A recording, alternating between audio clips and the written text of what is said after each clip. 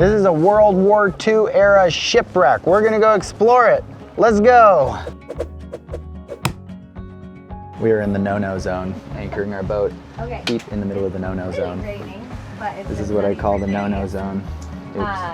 So it's really raining. It's been sunny for If there's days. red lights, red lines all over the place around here, that's the no-no zone. It says danger. There's the YR-43. There's the YR-43 over there.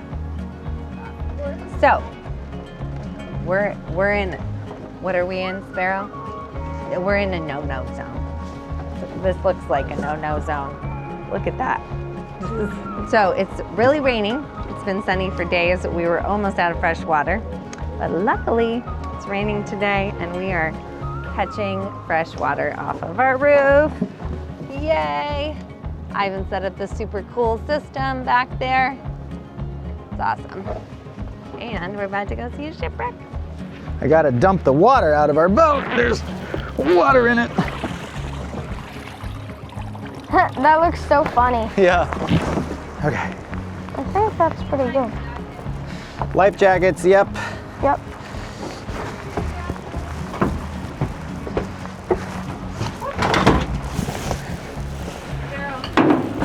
So we are in the water on the dinghy on our way to the shipwreck.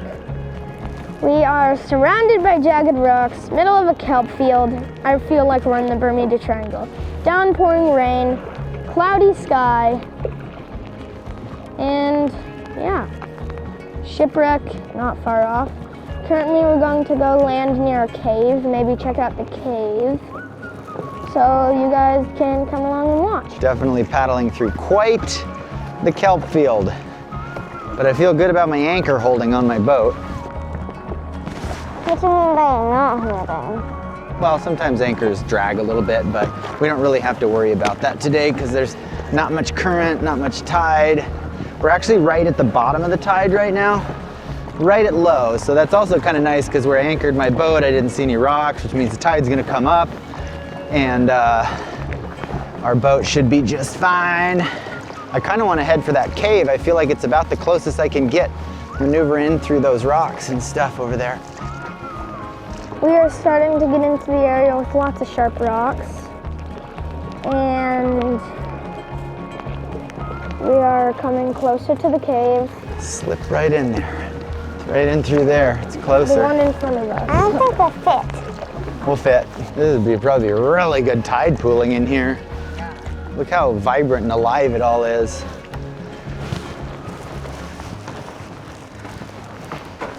I sprayed myself in the eye with scorpion kill. Oh my gosh, you guys, look at how many freaking snails are in here, or hermit crabs, whatever they are. You see that? Wow. So many. Okay, just a second. Just put a couple more rocks on top of that. Walk up in that tide line. Keep your eyes out for glass balls and stuff. And messages in a bottle. Yep. Looking bottle. Those are super rare though. We found one time. We did? Yeah. Whoa. They're even rarer than glass balls. Does it got a Probably mess? not a shampoo bottle. Oh, that's like a soap bottle. That's like a dishwasher laundry detergent bottle. Looks like it's actually still got some in it. Yuck. Boy, look at all this cedar logs. Holy moly. Yeah, these are almost all cedar logs. Wow.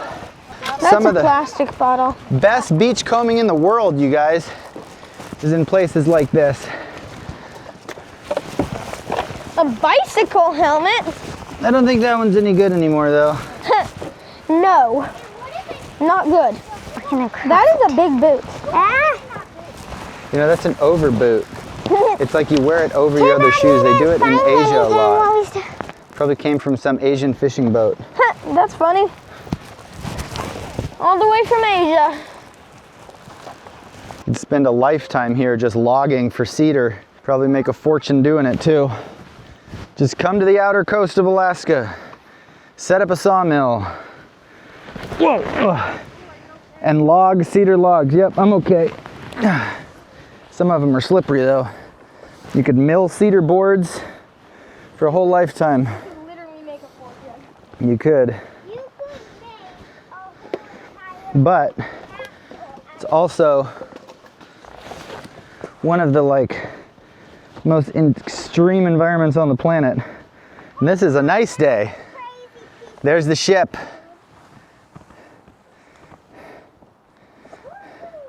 We're about a quarter mile away now.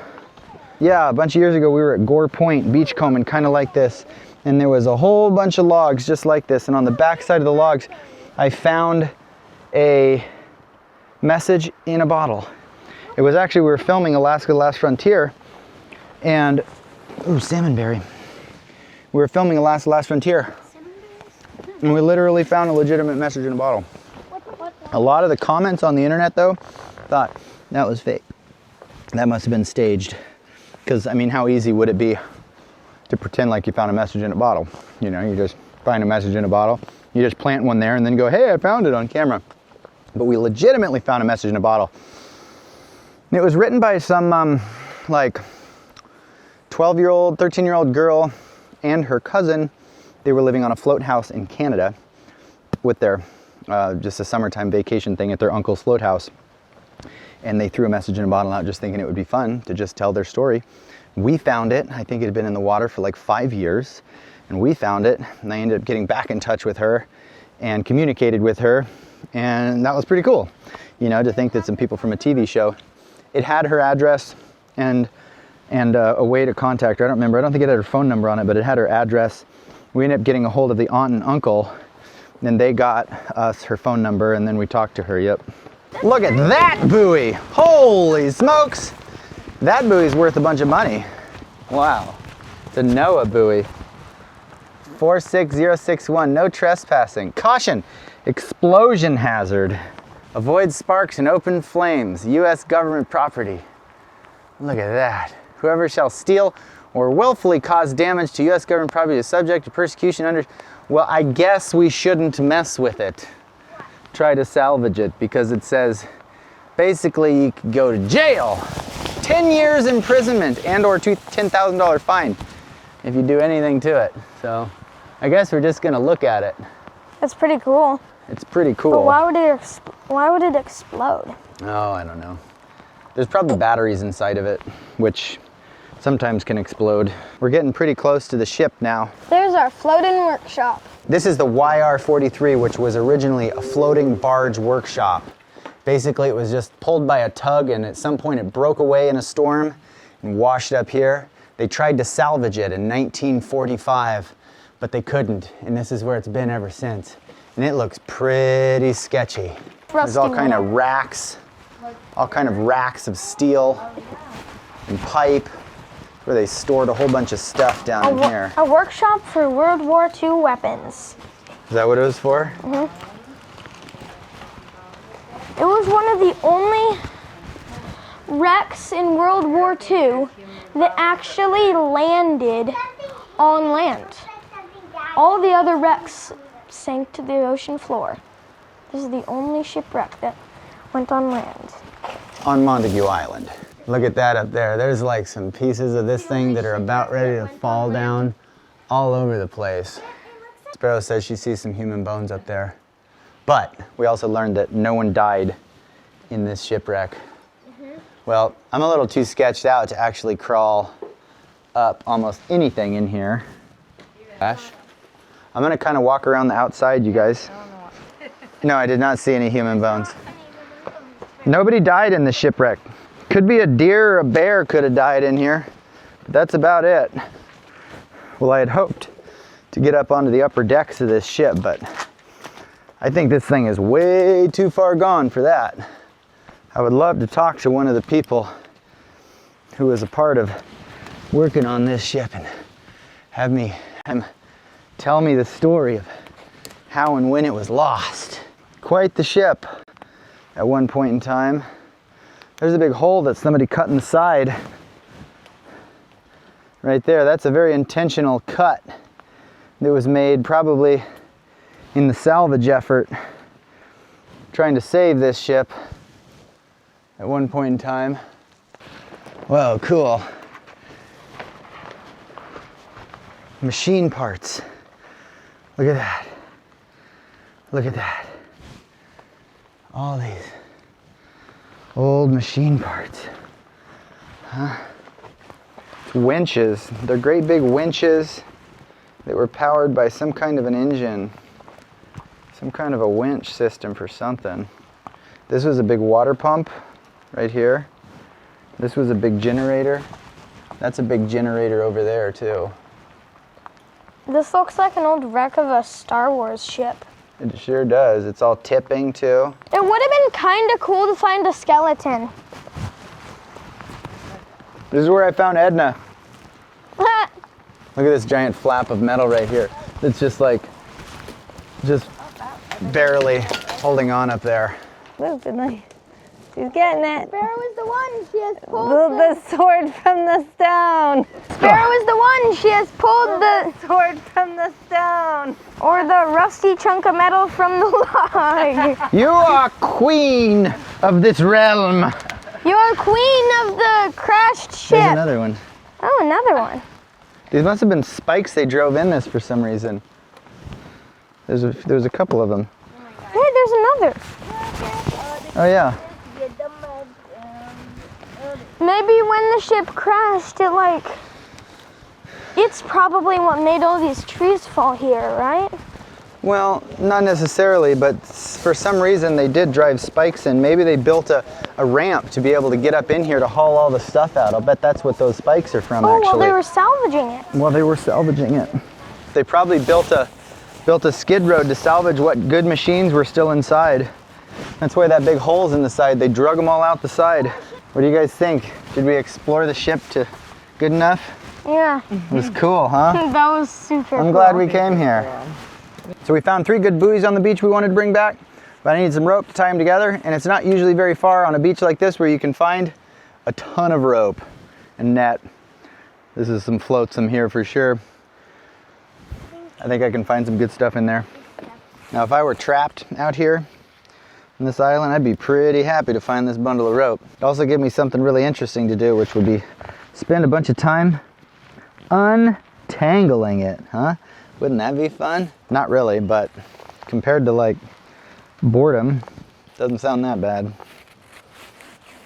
And the reward is a lot of rope. That's what you get out of the deal. Yeah, this would be a good beach to be stranded because there's a lot of stuff to use. There's a lot of stuff to use, huh? You could live inside that boat too. Back in that room maybe, like if you knocked down all the metal that was about to fall over, back in there with that door, it's probably pretty dry in there.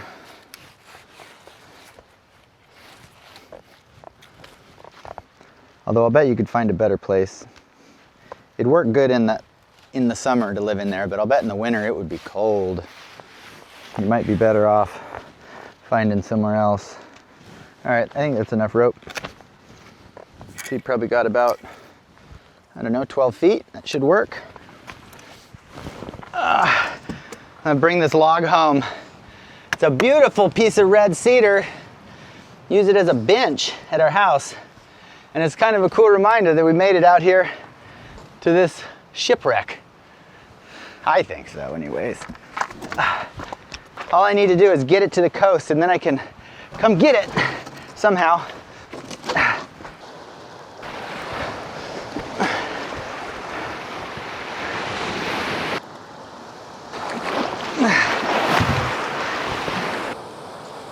Well, I definitely hauled my inflatable raft up way above tide line, but you know, I didn't want to take chances out here with losing it.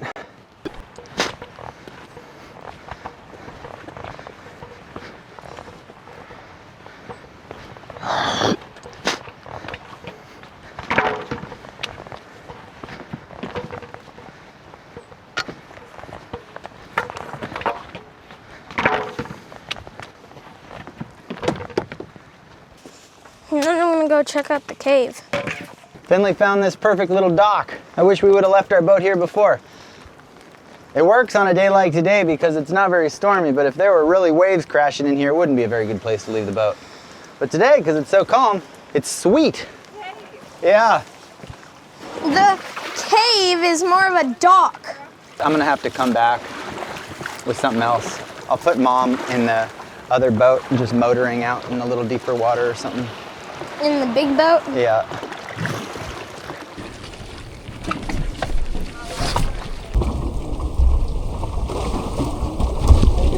Well, I'd say that's about enough adventure for now. Let's go do something else. Woo!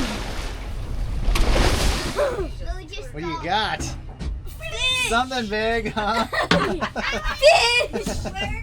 Work for it, buddy. Work I for want it. the fish! I want the fish! Water. Let me gaff it. Let me gaff it. That's you! It's our step down. Oh, look at that yelloweye. Look at that yelloweye, Finlay. Hold that thing up. Hold it up. It's gonna be heavy. It's gonna be heavy. Hold it up, son. Yeah! Is it Yeah. Yeah! What you did? Wow. Yeah. There's a real pole bender there, girl. That's a big fish, actually. That's a decent sized fish. Oh boy.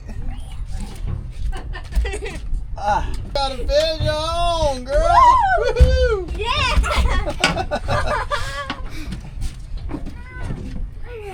You scoot a little closer. That way the pole is stronger there, and you're not going to break the tip off. This is If it one gets of the too best close to the weak times I've part, ever then you had. here, give it to me. Whoa, how big is it? It's big, is what it is. Drive up on it, Eve. Drive up on it. What? Drive up on it. Okay. Let's see what we got. Oh, another big ling. Whoa! Another big one. Oh my Okay, God, give me the it's gaff. We got 6 dinners. The one said that was probably 3. The one we just got might be 4. Oh my goodness. Oh my God. Hold that next to Sparrow. Sparrow, come stand next to this fish. Here, let me get down. Oh my gosh. Look at you guys next to that fish. Oh my God. 1, 2, 3. Look at me, Sparrow. Kids stand on either side of me. Yeah. There we go. 1, 2, 3.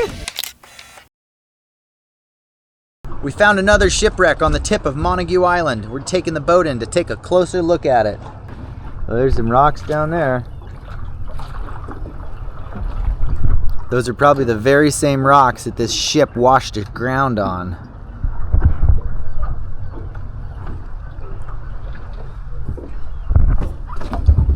That's pretty cool. Another shipwreck. So far we found 2 shipwrecks on this trip. Pretty neat. I see a couple of giant boilers, the engine, and a whole bunch of old steel plating all over the beach. Hard to know. The kids asked what this ship was made out of, and I don't know anything about it, but I do think it's older than the other one that we found was, because that one was a diesel, well, it was a diesel workshop, so powered off of diesel engines, and so it probably would have been pulled by something with diesel. This one is definitely steam powered, giant steam boilers on board, so I'll bet this one was quite a bit older. Pretty neat to see. We gotta try to carefully get out of here now so that we don't run aground on a rock and suffer the same fate as this ill-fated freighter from many, many moons ago. One of the many wrecks of the Alaskan coastline.